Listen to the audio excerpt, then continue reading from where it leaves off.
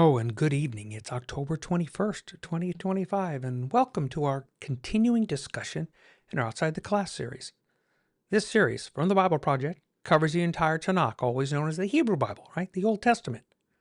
Those source videos are available for your review on TheDustyFeet.com. They're in that Outside the Class section because the intent of Outside the Class is you to listen to that in-class lecture first. These we try to keep to about 15 minutes. Make them easy to catch up on. So we're on a quest, scroll by scroll, book by book, a journey through this collection, just maybe with a fun and different twist. Our hope with the Dusty Feed is to foster discussion and help build and support communities. If you are not already connected to a community or just want to share and interact, this community has 4 primary ways to interact. 1. DustyFeet.com. That's our primary place to find everything. You are always free to comment. 2. Facebook, @TheDustyFeet. These videos and other videos are also available for comment and discussion. And 3. We have a Discord channel. The invite link is there below. Be vocal, be written, be loving. And 4, and as always, you are welcome to send an email to bob@TheDustyFeet.com. These places, they will be moderated, and guidelines will be set to ensure healthy, safe discussion. And as always on the Dusty Feet, this is a place where we can safely explore the endless ways of God and the interconnection of His creation. Belief understandings may be challenged, divine misunderstandings may exist, and traditional teachings might falter as we pursue connection, context, and community with God and each other here in an environment of grace and love. And of course, before we forget, if you find these kinds of podcasts useful, you click the subscribe button. The reminders, they're just there to help you. But also, if you think these might be useful to others, please, that is when you do click that like button, because that is how YouTube chooses to share these to more people if they wish. So in this series, right, we're covering the entire TaNaK, the Old Testament, but we're going to do this in the original order of the Hebrew Scriptures. And remember, the videos we're going to discuss, they're just the tip of an iceberg. They're all part of a learning series that I highly recommend. And of course, all of them can be found on the Bible Project's website. Because we're going to ask many questions about all kinds of things. The answers? We'll see. So Samuel, first scroll, part 27. So they both headed their own ways, right? David and Saul. But I suspect neither really believed the other. However, David's actions, for the moment, they brought a temporary truce. What we need to pay attention to and realize is that Saul knows God's declaration to him.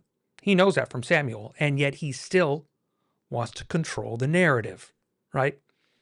Because if we recall our story, what we really have here is a twisting of Samuel by Saul. We have reached a point where Saul is still trying to manipulate, still trying to gain an upper hand. Because remember, Samuel told Saul, none of your household will be part of the kingdom. You and your household have been forfeit. But here, Saul is doing what it's prevalent thought and culture. You don't want your lineage, your bloodline to stop, right? It's important to people that their lineage carries forth, right? That it moves from generation to generation. And yours, well, it's not the last. So in a sense, he's actually responding to the current cultural context of not wanting his bloodline to end. And yet we know that he's aware that Samuel already declared to him that his bloodline will end. And there we might get a slight hint that it's not directly addressed, but we know that Saul knows David and Jonathan are close. And he knows David has a relationship with Jonathan. Saul is leveraging that thought in whatever happens here. Just tell me that bloodline won't end because of you. And then we'll just have to wait and see how it resolves itself. However, I see this conversation, I see it more of a diplomatic exchange, akin to what we might see in a newscast or at a press conference where people are making they're asking questions. People ask questions, and they make statements. Part of it is that they're looking at it, that we see them then shake hands, and they walk out of the room. And you, as the viewer, maybe not everybody, but let's just say you, as the viewer, you're not really convinced that what you just saw was a respectful interaction. It was a truthful interaction. But you know that it was still between two power players in the story. So at least from the sense that maybe one of them seems sincere. I'm not sure whether their displays of sincerity were actually genuine, that the way they viewed each other. So as we know, David promised. Saul went home. David and his men went up to the stronghold, which kind of leads you by the way that the story's been playing out, that it's not like David and his men just jumped on the bandwagon with the other 3,000 that were chasing them around and said, hey, let's just all wander back. But no, they wandered one way, they went the other way. So maybe it seems nobody was really convinced of what we just saw play out in 24 at the end, and that it's really maybe going to change anything. But as we move to chapter 25, we're met with the sad demise of Saul. It's not like we're shocked. I mean, Samuel. It's not like we're shocked. Samuel's old. Samuel's been through a lot. Samuel has been traumatized. By the time we read chapter 25, Samuel dies. But there's something interesting in the text, at least in this part for me, and it's that we get a mention of Samuel's death and that all of Israel is mourning his loss. To be fair, that's probably expected. But all it says is that David arose and he went down to the wilderness of Paran. It doesn't really address how David takes the news. So here we do what we often do. We fill in our own feelings about what we think we see in the story. We do this all the time. Part of it's driven by the desire to see these people as people. I mean, because they really are people. This is not a fiction. So I wonder how much this upset David, or whether David was simply aware that Samuel had reached his age and was now nearing and at the end of his life. I think, however, I think the more significant part was that David did not feel comfortable going there. David couldn't attend. And now we're going to get to this interesting part of the story where we draw names, places, all kinds of things that bring more to the table than people might be familiar with. Because again, I think it's just one of those stories that when people are explaining David, again, this is not one of those explanation stories. This is how we display the character of David. But at the same time, I think it's an important one. And again, we get another glimpse into this character of David, how he chooses to respond in various given situations, because we're in Carmel, a town that lies within the Judean wilderness. It's about 8 miles southeast of Hebron, about a mile north of Maon. But it was taken from the Amalekites by Saul, right? We mentioned that in chapter 15. So it's not surprising that the people there, they're inclined to be loyal with Saul, right? I think this can become rather apparent as the story moves on. So we have Nabal, whose name means the fool. Like some scholars have said, I'm not as compelled to believe that his mother gave him that name. It's much as the biblical storyteller is taking some literary license with the text to indicate his role in this story, because his foolishness is in stark contrast to the wisdom displayed by his wife, Abigail. Chapter 25, starting in verse 2. Now, there was a man in Maon whose business was in Carmel, and the man was wealthy. he had 3,000 sheep, 1,000 goats. And he came about while he was shearing his sheep in Carmel. Then the parenthesis, now the man's name was Nabal, and his wife's name was Abigail. And the woman was intelligent and beautiful in appearance. But the man was harsh, evil in his dealings. And he was a Calebite, in parenthesis. And David heard in the wilderness that Nabal was shearing his sheep. So David sent 10 young men, and David said to the young men, "Go up to Carmel, visit Nabal, greet him in my name, and thus you shall say, 'Have a long life. Peace be to you. Peace be to your house. Peace be to all that you have. Now I've heard that you have shearers. Now your shepherds have been with us, and we have not insulted them, nor have they missed anything all the days they were in Carmel. Ask your young men, and they will tell you. Therefore, let my young men find favor in your eyes, for we have come on a festive day. Please give whatever you find in your hand to your servants and to your son David."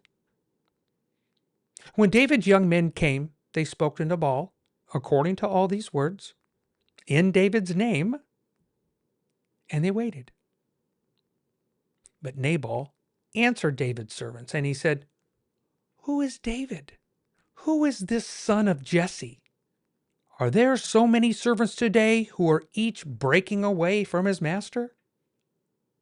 Shall I then take my bread and my water and my meat that I've slaughtered for my shearers and give it to men whose origin I don't know?" So David's young men retraced their way, and they went back, and they came, and they told him according to all of these words. So in this story, we gain another insight into David's character. And this one, it reveals perhaps a hint of expectation from David. Even though I suspect that he's fully aware of the situation he's in, but still we also have an element here that David seems more aware of. And I think it's because this entire scenario revolves around the context of sheep in the season and how interactions occur during that time, especially among sheep herders and workers. And David implies in his message to Nabal that this group has voluntarily protected his owner's sheep from attacks by wild animals or other raiders. Yeah. So now at sheep shearing, it's a festival time, and when account would be taken of the sheep, rewards would be given to the shepherds. So David asked just for the support for his men, because herdsmen would typically receive a fee, a commission for the sheep and the goats that they delivered safely to the shearing. So David's men are merely claiming a portion of that compensation. And that compensation, it usually would be, wool, dairy products, even grain. But Nabal spurns this request. He insulted David instead. Remember that son of Jesse? David's response, well, let's just say he told his guys, "Put on your swords, boys. We're going to take care of business." So it's about 400 of the 600. They get ready to follow David. The other two, well, they stay to protect what they have. But one of those young men went to Abigail.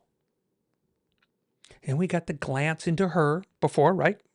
We just got that little glance when the story started. And this young lad went to tell Abigail, "Hey, these guys were good to us. They protected us in the field. We weren't insulted. We were protected. We didn't need anything while we were in the fields. They protected us day and night. And the entire time we were out there, we were safe. So Abigail, you might want to consider what you should do, because there's an evil plot. And we're aware that he, Nabal, is this worthless man. And we know that no one can talk to him.